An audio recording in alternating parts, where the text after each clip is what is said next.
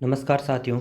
आज हम बात करने जा रहे हैं यास तूफान की और तूफानों के नामकरण की। इनका नामकरण कौन करता है और तूफान कैसे बनते हैं, इनकी प्रकृति क्या होती है और उष्णकटिबंधीय चक्रवात तथा शीतोष्ण चक्रवातों में अंतर क्या होता है। तो सबसे पहले बात करते हैं चक्रवात यास की। तो अभी देश में यास चक्रवात आया और इसका नाम ओमान ने रखा है। इस चक्रवाती तूफान का सर्वाधिक असर अंडमान निकोबार द्वीप समूह, उड़ीसा और पश्चिम बंगाल, बिहार और झारखंड पर होगा। ताउते के बाद अब देश में यास तूफान ने दस्तक देती है। इस तूफान को देश में 2019 में आई तूफान अम्फान की तरह बताया जा रहा है। इस दौरान हवाओं की रफ्तार 150 किलोमीटर प्रति घंटे तक पहुंच सकती है। आइए जानते हैं कि आखिर यास नाम का मतलब क्या होता है। यास का अर्थ होता है निराशा। यास एक अरेबिक शब्द होता है जिसका अर्थ है निराशा। ओमान देश ने इस तूफान को यह नाम दिया है। दरअसल ये तूफान ओमान की तरफ से आया है। इससे बंगाल और उड़ीसा में भारी वर्षा की आशंका है। तो जानते हैं कैसे होता है तूफानों का नामकरण।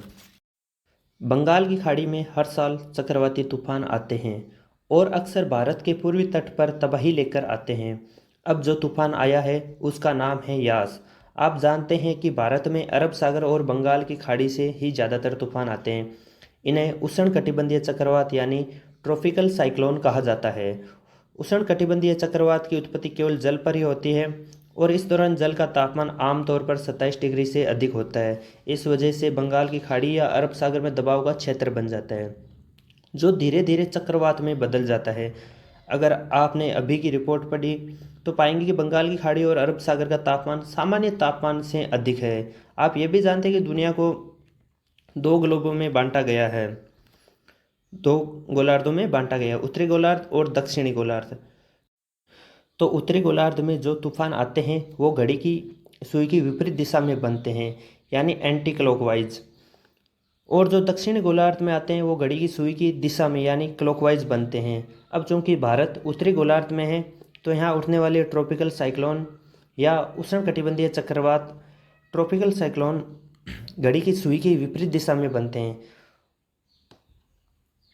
बार जो चक्रवाती तूफान आया है उसे नाम दिया गया है यास।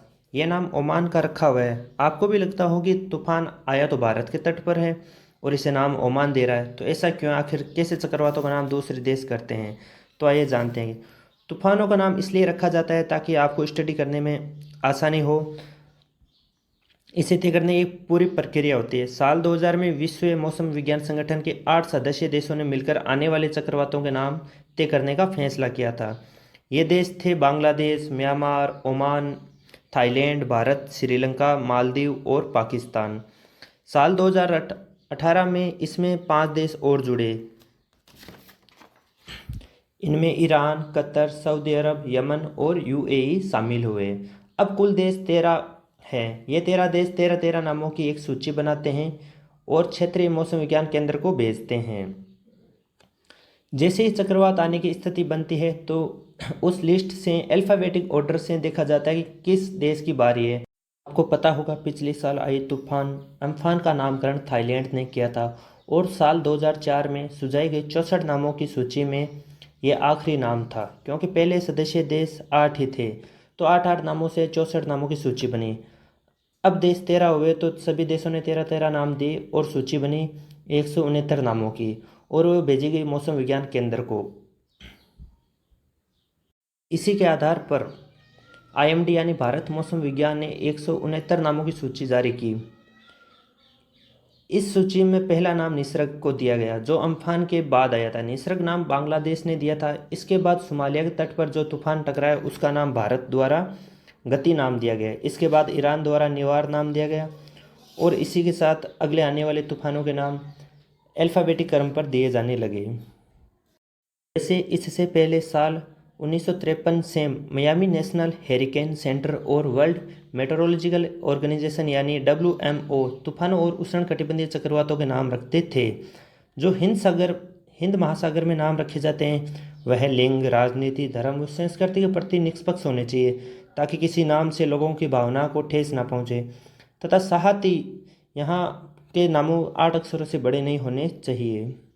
हम बात करते हैं उष्णकटिबंधीय चक्रवात तथा शीतोष्ण चक्रवात में अंतर। आप जानते होंगे उष्णकटिबंधीय चक्रवात की उत्पत्ति जल पर होती है और स्थलीय भाग पर पहुंचते पहुंचते यानी लैंड पर पहुंचते पहुंचते ये नष्ट हो जाते हैं, इसलिए इन्हें कहते हैं कि वो लैंडफॉल कर रहा है। इनमें पवनों का वेग बहुत अधिक होता है, वर्षा ज़्यादा होती है और ज़्यादा ही ये तूफान जल्द ही तूफान ख़त्म हो जाते हैं। जबकि शीतोष्ण चक्रवातों की तरह इनकी अवधि अधिक नहीं होती है। उष्णकटिबंधीय चक्रवात व्यापारिक पवनों की दिशा में बहते हैं, यानी पूर्व से पश्चिम दिशा की ओर, तथा शीतोष्णीय चक्रवात पछुआ पवनों की दिशा में बहते हैं, यानी पश्चिम से पूर्व दिशा की ओर। तो ये था उष्णकटिबंधीय चक्रवात, इनकी प्रकृति तथा इनका नामकरण। तो कैसा लगा दोस्तों आज का आर्टिकल, और इसे लाइक शेयर और सब्सक्राइब ज़रूर करना।